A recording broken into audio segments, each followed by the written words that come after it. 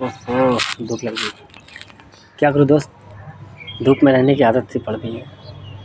हमें धूप पसंद है, तन्हा अकेला पसंद है। क्यों कहते हैं?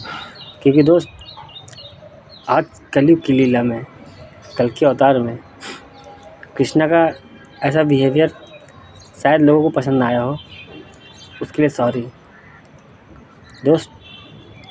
दरअसल आज सारे ग्रंथों को छोड़कर, सारा गीता, पुराण, रामायण, भागवत गीता, सारा जितना लिखा हुआ है सब कुछ छोड़कर सत्युग की शुरुआत एक अनाड़ी अनपढ़ बनकर की थी। जीवन की लीला की थी, कर्मों पर की थी। इंसान बनकर जीवन लीला लिखी, तो आज वही दोहराने आया हूँ। इसीलिए कहता हूँ 12-32 रिपीट। सत्युग से कलयुग तक आज तुम लोगों ने ग्रंथों को पढ़ लिया, शास्त्रों को पढ़ लिया, समझ लिया, ठीक लिया, धन्यवाद। लेकिन दोस्त शास्त्र भी बाद में लिखा, गीता, कुरान, रामायण बाद में लिखी। सबसे पहले इंसान बना, उसके बाद जीवन लीला लिखी, फिर कर्मों पे स्टोरी लिखी। तो दोस्त जैसे लिख किया था वही आज दिखाने आया हूँ और बताने आया हूँ प्रेम प्यार किसे कहते हैं। दोस्त दरअसल जब कोई स्त्री पुरुष मिलते हैं तो प्रेम होता है, ठीक है। जब प्रेम होता है तो बहुत सी बातें होती हैं, रोज़ाना होती हैं, जैसे आज फ़ोन पे करते हो। मिलना भी होता है, पास में बैठना होता है, प्यार के पास रहूँ, हमेशा साथ रहूँ, बात करता रहूँ, यही प्रेम होता है।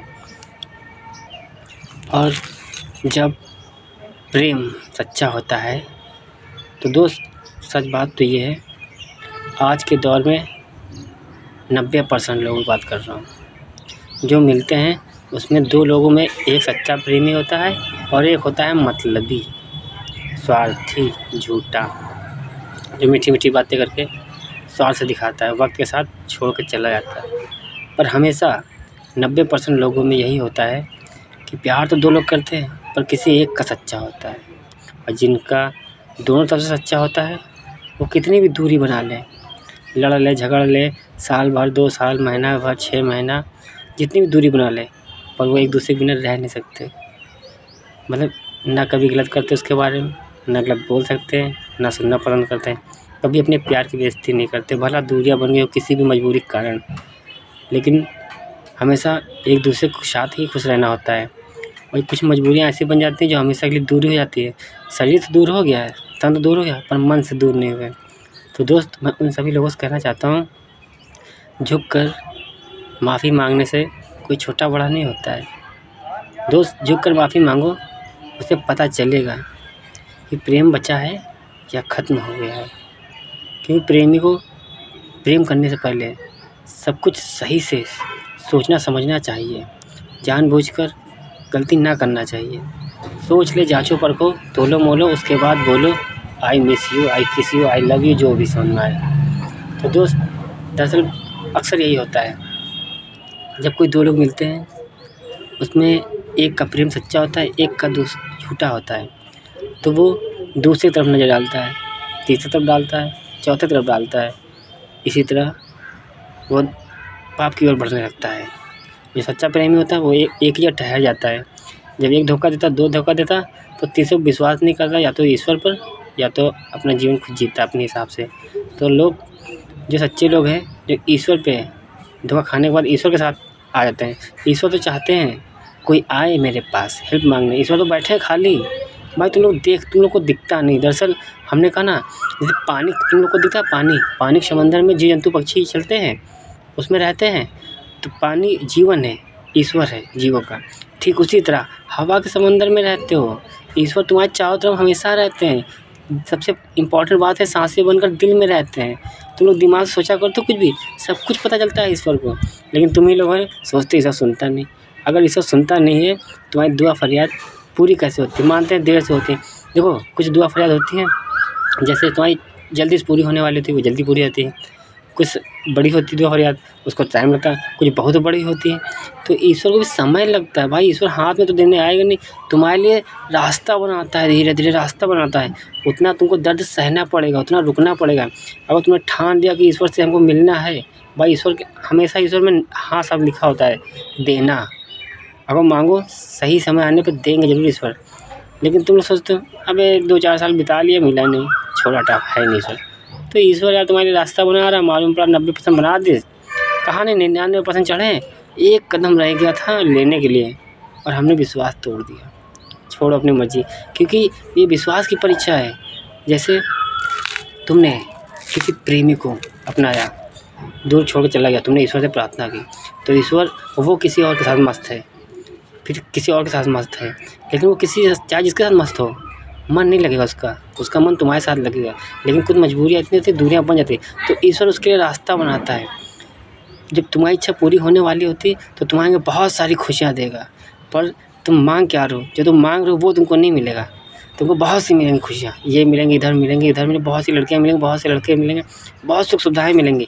अगर तुम सबको छोड़ते गए तो एक दिन तुम्हारा मिशन कंप्लीट हो जाएगा। ईश्वर कहेंगे इसकी परीक्षा कंप्लीट होगी, इसको दे दो, वरना मालूम पड़ा तुम्हारी दिल इच्छा पूरी कर दे ईश्वर, तो तुम्हारी इच्छा पूरी हो गई, तुम ये भी लड़की ढूंढ लो, वो भी लड़का ढूंढ लो, वो भी लड़की ढूंढ लो, वो लड़का ढूंढ लो, ये रुपया ढूंढ लो, वो रुपया ढूंढ लो, 4 दिमाग लगा लो, 420 ही करो। तो ईश्वर कहता है अब इसकी दिल इच्छा पूरी करेंगे, अपराध करेगा, इसको संभलने दो, मजबूत बनने दो, खुद से लड़ने दो, दुख दर्द सहने दो, देखते हैं ये सही गलत का फ़ैसला ले सकता है कि नहीं। जब इंसान सही गलत का फ़ैसला लेने लगता है कि हाँ क्या सही है और क्या गलत है, अब हम ले रहे हैं कुछ, मान लो कोई लड़की लड़का दूर हो गए, ठीक है, अब वो लड़की किसी और के साथ है और लड़का किसी और के साथ है, ठीक है, तो उन दोनों को टकराव होता है। अगर तुम दोनों प्यार सच्चा है तो तुम दोनों मांग भी रहे हो, तो उसमें एक सच्चा होगा हमेशा।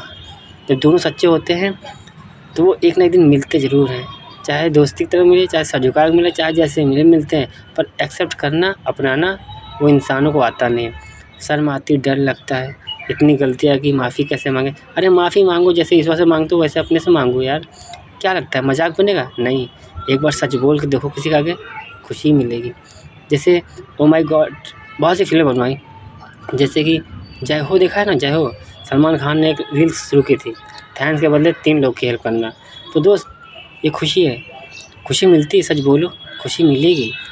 अरे हम कहते नहीं खुशी मिलेगी, पर पता चलेगा कि सामने वाले के अंदर प्यार था या नहीं। इसीलिए कहते हैं जिसे सच्चा प्यार करते हो, तुम जिसको भी पसंद करते हो, कोई भी लड़की देख रहा हो, कोई लड़का देख रहा हो वीडियो हमारी, मैं उससे कह रहा हूँ, जैसे तुमने किसी को पसंद किया, बहुत प्यार करते हो, उसको आजमाओ कैसे, उसको बहुत घिनी गाली बको, उल्टा सीधा बोलो, खूब परेशान करो उसको। अगर देखो सच्चा प्यार करने वाला होगा तो जाएगा नहीं, झूठा होगा तो एक बुरी बात मान के छोड़ के चला जाएगा, यही होता है। लेकिन तुम लोग सोचते हो मीठा मीठा बोल, तो मीठा बोलने वाला हमेशा कड़वा होता है, जो कड़वा बोलता है वो हमेशा मीठा होता है। बस बात है विश्वास की। शर्म, डर, हया, जब प्रेम किया जाता है तो गलती को माना भी जाता है और माफ़ किया भी जाता है। बाकी तुम लोग अपने हिसाब से दिमाग लगाते हो, हमें कोई दिलचस्पी नहीं है। ईश्वर देने के लिए बैठे हैं, मालूम पड़ा ईश्वर ने तुम्हारे लिए रास्ता बनाया बहुत मजबूरियों से, तुम्हारे अंदर विचार हमेशा डालते रहेंगे, दिल दिमाग मन में। जैसे तुम किसी लड़की के बारे में सोच रहे हो, ठीक है, या किसी लड़के के बारे में सोच रहे हो, या रुपया पैसा धन दौलत A to Z किसी के बारे में सोच रहे हो, उस वक्त तुमको गाना एक बजेगा, कहीं भी तुम वहाँ उस रास्ते जा भी नहीं लोगे, पर इत्तेफाक से उस रास्ते जा रहे हो जहाँ पे वो गाना बज रहा होगा, उस गाने के थ्रू तुम्हारा जवाब मिल रहा है तुमको। भाई ईश्वर तुमको मुँह से तो बोल नहीं सकते, अब वहाँ गाना बजा तुमको वहाँ ले जाएंगे, वो गाने के बाद तुम्हें कान तक आएगी।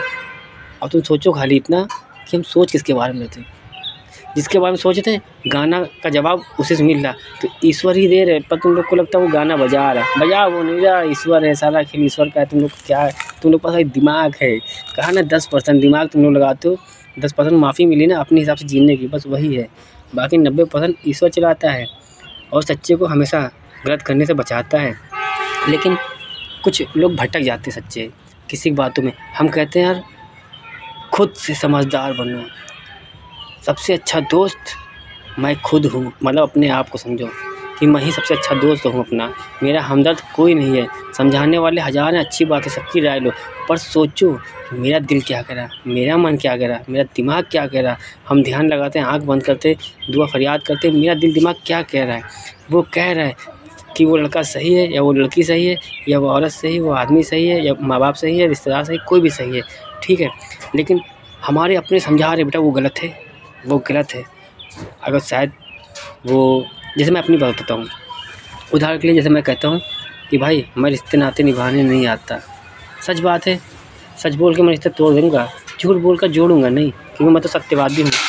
तो दोस्त जैसे मैं कहता हूँ अपने घर परिवार को नहीं छोड़ूँगा, वक्त आएगा तो ऐसा जैसे कि भाई हमारे अपराधियों को बचाने के लिए हमारे घर वाले कहेंगे इनको छोड़ दो, इनको माफ़ कर दो, तो हम भूल जाएंगे क्योंकि वो घर हमको आज मिला है। लेकिन जन्म देने वाले ईश्वर माता पिता वो सदियों से चले आ रहे हैं हमारे इंजन भाई। हम तो ईश्वरी खेल खेलते हैं तो इंसानों नहीं, तो इसलिए कहते हैं माँ बाप को छोड़कर बाकी हम भाई बहन रिश्ते नाते इन सबको भूल जाते हैं। क्योंकि ये अब हमारे हिसाब से चलते हैं तो मेरी भी तो सुने कि मैं कह क्या रहा हूँ, लेकिन नहीं, अपना दिमाग लगाते हैं। और ठीक उसी तरह अब जैसे मैंने कहा अपने घर परिवार को नहीं छोड़ूंगा, ठीक है, ठीक उसी तरह अब मेरा हम जिससे प्यार करते उसको लोग भड़काने लगते। अबे जब वो अपने घर को नहीं छोड़ रहा तो तुमको क्या छोड़ेगा। पर वो ये नहीं जानते हैं कि पत्नी जो होती है वो 7 जन्मों की होती है। पत्नी 7 जन्म से चली आ रही है आज तक, चाहे प्रेम प्यार हो चाहे पत्नी हो, वो 7 जन्म से चली आ रही रिश्ते निभाने। वो भाई बहन तो आज मिले हैं, ये हमको भटका रहे हैं, मानते हैं सगे ये भटका रहे हैं, पर अगर सही दे रहे तो लेना बनता है, अब गलत दे रहे तो सुनना बनता है, फिर सोचना बनता है, फैसला खुद को करना पड़ता है, एक डिसीजन लेना पड़ता है। अब क्या समझाएं दोस्तों, बहुत सी कहानियाँ हैं, जैसे हमारी क्या कहें, बहुत सी पत्नियाँ, बहुत से प्यार हैं, पर मैं उनसे कहता हूँ ट्रस्ट मी, बिलीव, भरोसा, विश्वास करने का। लेकिन पता नहीं वो क्या सोचते हैं मेरे बारे में, सोचते हैं ये कहता है कहीं सबूत बना रहा है। मैंने कहा ना, सब मैंने सबूत बनाया, मैंने 1999 भाई रिश्ते नाते नहीं देखते, सत्य है। मैं इंसानी दुनिया में हूँ, यहाँ माफ़ कर दूँगा, लेकिन ऊपर जब आओगे तो वहाँ नहीं माफ़ करते यार। वहाँ का कोर्ट हमारा भाई न्याय चलता है, वहाँ सत्य चलता है, वहाँ माफ़ी नो माफ़ी नहीं होती है, वहाँ सज़ा होता है, जितना कर्म किया है उसके हिसाब से दिया जाता है। बस ये वक्त है इंसानी जीवन का बदलने का। तो मैं तो सबसे कहता हूँ दोस्त, बदल जाओ, सुधर जाओ, सत्य कम धर्म कर्तव्य वचन पालन करो। हमारे 6 जन्म रिश्ते हमने इसीलिए तो बनाए।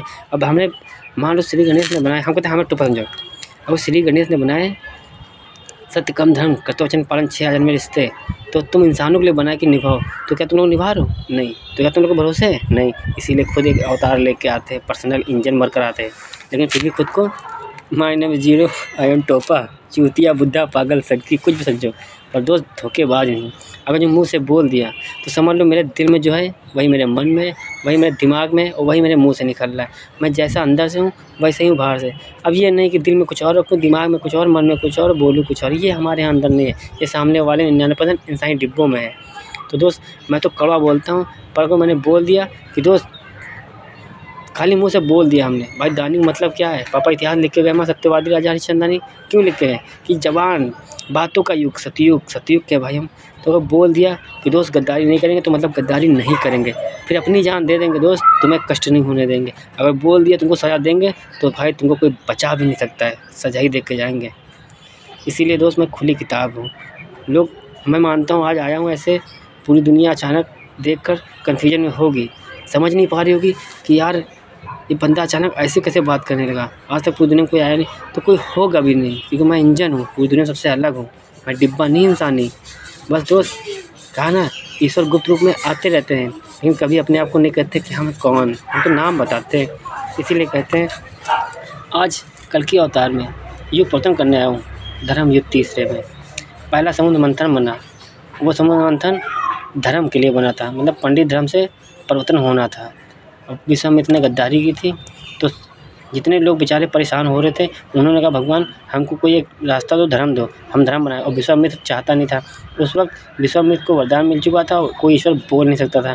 तो भाई महाकाल ने जहर पिया, उसके बाद इंसान बनकर विश्वामित्र को भाई जितना समय दिया गया था विश्वामित्र को वरदान दे दिया, तो भाई पूरा निभाना बनता है ईश्वर को।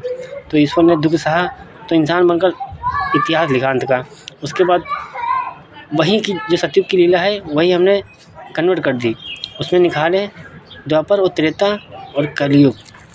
ये कहानी सतयुग की शुरुआत से सतयुग के अंत तक की हो चुकी है। ये तो हम खाली उस कहानी को दोहरा रहे हैं, बस उल्टा सीधा करनी पड़ी, मजबूरी थी, क्योंकि सतयुग ब्रह्मदेव का था और द्वापर युग श्री विष्णु का था, और त्रेता युग जो बना था वो पूरा महाकाल का था। 3 युग बने थे 3 ईश्वरों के लिए, लेकिन मजबूरी की विश्वामित्र एक इंसान ने, उसके बाद बहुत से इंसान निकलने लगे पाप के।